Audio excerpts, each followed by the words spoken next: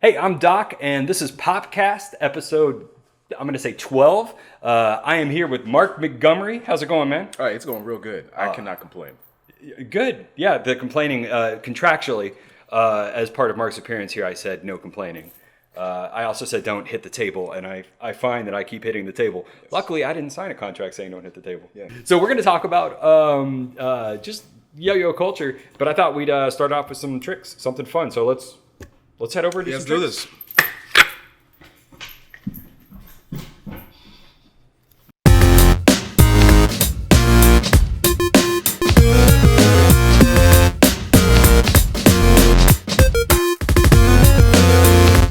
So I'm hanging out with Mark. Let's talk about some fun concept today, something for my viewers. What are you kind of interested in? Yes, we're going to talk about directional changes. That's one of the main elements that I use in my style of throwing. So yeah, directional change is when the yo-yo goes in a different direction by your choice, of course. And it deals with speed and timing. So you're not just changing direction and maintaining same speed. Your ease in and ease out are at varying speeds of your choice to give a different visual result. So if I was doing a direction change with, say, an Eli hop, that's a normal Eli hop. Now, if I add the direction change, like so, you see the difference. It's snappy. And you can integrate that into a whole lot of different elements of your choosing. So that's just from 1.5, you know? Let's do one from maybe, say, double nothing to trapeze bro. Whoops. Whoops. See what I'm saying? Yeah. That's how that works. So if I was to just kind of mess around with that, you can kind of see what I'm talking about more so as the speed starts to change a bit, and I'm yo-yoing a little bit sloppy just to illustrate the point. Yeah, that's exactly why I'm yo-yoing. Yeah, that's got to be why. Yeah. So yeah, I mean technically boingy boing could be viewed as a direction change if you interject a little bit more timing.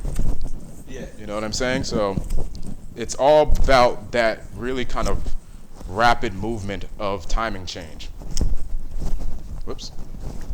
Yeah, I think for me, when I think about what I like about yo-yo, is when you have really smooth, kind of predictable, like circular or whatever, things flowing together. Yeah. And then you add that pop. Yeah. So yeah. It's all about like putting together some sort of sequence that everything's just kind of going, you expect it, but then you got that pop. Yeah.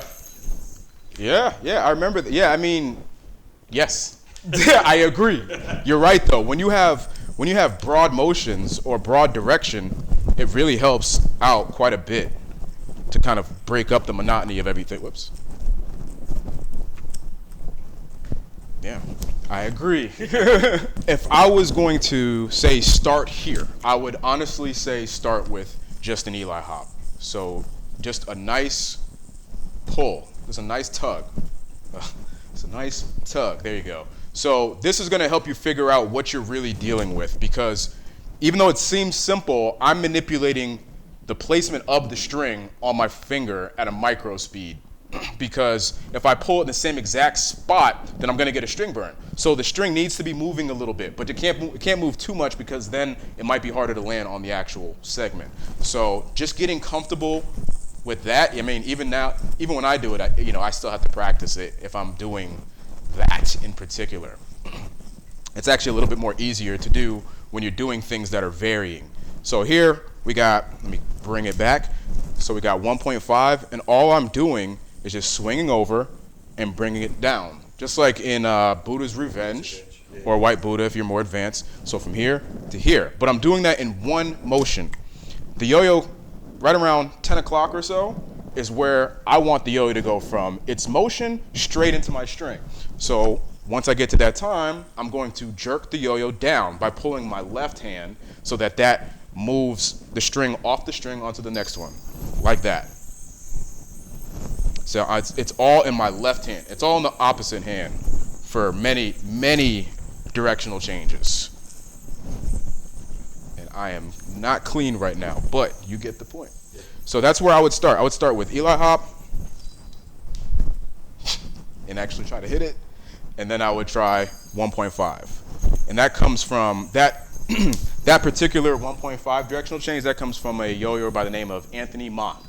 Yes, it's in a combo he did in a Nationals video, I want to say, in either 2000 or 2001. It was a clip video from Gabriel Lozano. Check that out. It's on Sector Y. Or probably on YouTube, because I'm sure somebody ripped it and uploaded it without his privilege. Yes. I love that people are like uploading my old videos to YouTube because I don't Yeah. have anyone. Yeah, it's great. It's great. Just don't put no ad sales on it. It's not your stuff. Yeah. So when I think about a directional change, I'm not sure if this kind of meets what you're talking about, but I think one of the ones that I was really liking early on, which is like a pullover pop. Yeah. Actually, yeah, even kind of that like just bam. Yeah. Like, it's all about, for a lot of these, it's all about like expectation. Like when you're doing fluid and then you're trying to do like that, you're not expecting that. Yeah. But you're trying to set expectations. Even with the Eli hops, you might do some regular ones and then try to do that. Yeah. Kind of throw people off. Yeah.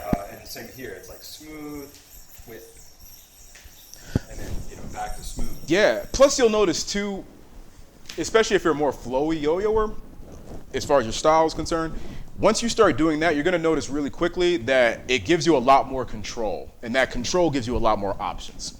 The more you can manipulate your timing of the yo-yo on string, the more control you're going to have, and that's going to give you a lot more options to make more interesting combos and tricks. Yeah. Remember yo-yoing? yes, I do remember yo-yoing. That thing we used to do back in the day. Yes. Back in the day, For sure. Yeah. First off, I want to talk about like your style as a yo-yoer. How would you define it? Ooh, that's a big question out the gate. I would define my style as snappy, time-sensitive, flow-specific, and classically focused. I try to do my best to kind of maintain the same elements of quality yo-yoing that I was focused on back when I first started in the 90s. I focus on the same things that I did then that I do now, just a little bit more refinement now. I started March 10th, 1998. Okay. So I just had my 20th anniversary. Yeah. 96, sir. 96. Yeah, it was September 96. I was on my way to get dropped off at a private school in Western Massachusetts, and there was a small shack, like little hobby shop outside of town, and they had a really cheap plastic yo-yo, and I picked that up, and that's what I learned on. So I don't know that hip hop necessarily or electronic music necessarily changed the way we yo-yoed, but it was kind of fun because I think it changed a lot of the yo-yo adjacent stuff. So the music we used in our videos, the music we used for our freestyles. Mm-hmm. So I wasn't yo-yoing with hip hop flair or anything, but like hip hop yo-yoing. Yeah, I mean like what Q-Bert was doing, like this real laid back, goofy stuff, and like I think a lot of people in the yo-yo community kind of picked up on turntablism as like those guys were perfectionists. Yeah. And beat makers were perfectionists. Especially like MPC beat makers. Really into skill and being the best, and I feel like that maybe kind of came into it. But there were a few things that were music related that I think really kind of shaped what you were doing. Like obviously your AP Worlds routine where you beatboxed and rapped. Yeah. So like you did a rap routine while performing yo-yo for the artistic division. Yeah. So 2003 I beatboxed and yo-yoed. 2004 I rapped and yo-yoed. Yeah. And at the very end I did beatbox for some A- stuff. That was a little flubby. But I think when AP came around, I didn't have an idea necessarily the first year, but the second year, somewhere within that year, I had kind of taught myself to beatbox just from hanging out with some friends, and just thought it might be, an interesting idea. So that's kind of why that happened. Yeah, that was rad. Yeah. The rapping part, that was just kind of natural, succession. Yeah. This seemed like the next practical evolution of it. So yeah, that's what happened. Also, I remember World Yo-Yo Contest. We would do these sort of yo-yo battles that I think were, in my mind, they were inspired by like b-boy battles. Mm-hmm. Definitely kind of like there was the yo-yo contest during the day, 3-minute freestyles, And the yo-yo battles were like tournament elimination or whatever. We had this stage. It started like at midnight, I think. And we found this like stage that they were using for like the compulsories during the day. And we just had this like group of like kids, and some of them had no idea what like a b-boy battle was like, or like no idea. And others were like, oh, I totally get what this is. Yeah. And yeah, you just have like two people come up and like do one trick, you do one trick, and just like also work the crowd. Yeah. You know, and like very, very much like playing the crowd and like kind of dissing and yeah. My favorite part was like someone would do a trick and then you would like do their trick better. Yeah. That is interesting, you know, because ultimately what that shows is that does a really good job of showing you that it's not always just about the trick, the literal trick, and its difficulty that's going to win the crowd. And I think in any craft or any discipline or whatever you want to categorize it as, when you're doing something that's going to be consumed by a person that's not yourself, you're going to find that they might not think what you think is good, or they might think that what you think is good is bad. That happens too. So that format really helps you to kind of see that. It really helps you see that, hey, sometimes you have to exercise a little bit more attention to the audience that you're catering to. And that experience really helped me out a lot as a MC, not as just a rapper MC, but just as a traditional master of ceremonies. Being able to cater to your crowd in any capacity is very important. It doesn't matter what you're doing. If I'm an MC for an event that deals with cooking, or if I'm an MC for an event that deals with rapping, I'm going to tailor how it is that I MC those different segments so that the consumer or the audience for that particular category is picking up on what I'm putting down in the way that they want to receive it. It's not as much about me. I'm always going to interject my-ness into my Markmont-ness into whatever it is, but at the same time, there has to be that dialing in to the crowd that you're appealing to. And that's a fun challenge. Sometimes people get artists in particular, people get really wrapped up around feeling like they have to always do what they want to do as an artist. And ultimately, that's just not the case. There's a lot to be had from the limitations that happen from certain things. The limitation of yo-yoing semi-responsive gives you, different challenges that are going to yield a different result that you would get from a unresponsive yo-yo, So that battle element was really cool. It was cool seeing, you can see somebody step up on stage and do a great 20-second tech combo, flawlessly. Then watch somebody else come up and just really entertain the crowd with a great dizzy baby, and the crowd goes crazy. What's that show you? So yeah, it was awesome. It was great. And you're right. The hip hop integration into yo-yoing is definitely really prevalent. When you really look at the details and look at it more granularly, you see how that overlap has happened over the years.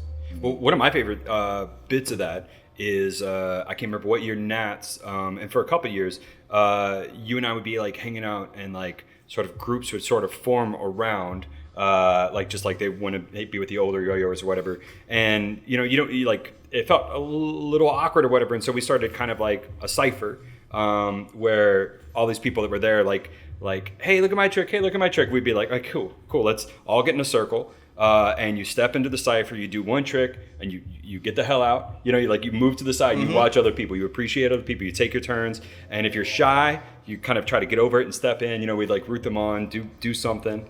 And that was like kind of out of like beatbox circles or like freestyle, like rap freestyle circles. The cipher. Yeah, the cipher. Yes, the cipher is from hip hop. It's straight. The cipher is straight out of hip hop. And that came from. That came from African culture, if you really want to take it really far back. So that piece is strong. That didn't just happen. That was not a fluke. The cipher is not a fluke. That's something that's been passed down for generations, for centuries. You know what I mean? So there's a reason why it's effective. It's effective because it's been used continuously over just decades, and it's probably changed and morphed over the years. Where it's at now, it's just, I would say this. One of the most main things about a cipher is that from the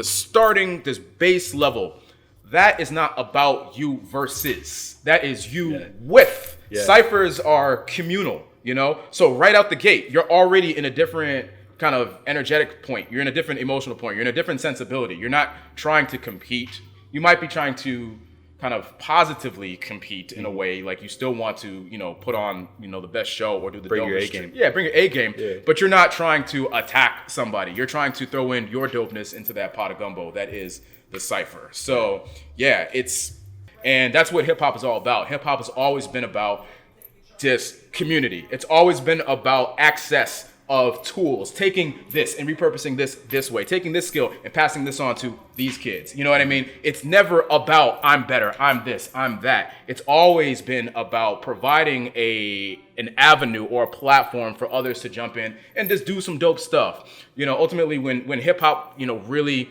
kind of started to ramp up in its infancy, it was really just trying to take minimal means and produce something that was ownable. But it was never about owning it entirely. It was about creating something that, quote unquote, we could own. It was creating something that we, meaning the, you know, if you will, the persons that did not have the ability to access this that was more expensive, or access this based on, you know, maybe racial discrimination or whatever. It was this thing of, we're gonna take this, whether it's groove or disco or jazz, and we're going to remix it and add our flair to it and make this thing. Or we're going to take this spray paint and make this dope illustration, you know, or we're going to take this and take that, you know, by normal means and reuse it in this way. Taking small things that people deem maybe invaluable at the state of time and refreshing it into something of serious quality. It's always been about that. It's figuring out how, at the state of your pockets or the state of your societal status, how we can still create something that we enjoy, how we can still create something that is still dope, you know, and that's where hip hop started. So when you take that and you interject it into yo-yoing, you got goodness, you know, and that's really just what happened. Anywhere you dig, you can see those hip hop bones in it, and that's just great. I'm glad that, you know, we've been able to maintain what we have in the yo-yo community. I've seen plenty of other crafts where it just kind of blends into something else. And ultimately that hasn't happened with yo-yoing. The people that step in and the younger generations still respect the people that, you know, should have the respect. And that's not a given. You know, I think the people that are that are in those places of influence take their positions really seriously, and that's great. That's a ramble. And I'm gonna pause there so that we can keep the video short. Thanks for hanging out, Mark. Just so y'all know, Mark has a bunch of yo-yos with one drop. He's got the Mark Montgomery Classic, which is one of my all-time favorite yo-yos. Markmont Classic. I think I would know better. Yeah, you would think. Markmont Classic. So yeah, sign up on patreon.com and help support this show. It means a lot to me. Your support makes it where I can make more and more of these videos. Thanks again for hanging out, Mark. Thank you. It's been good. And I mean that. It's been great.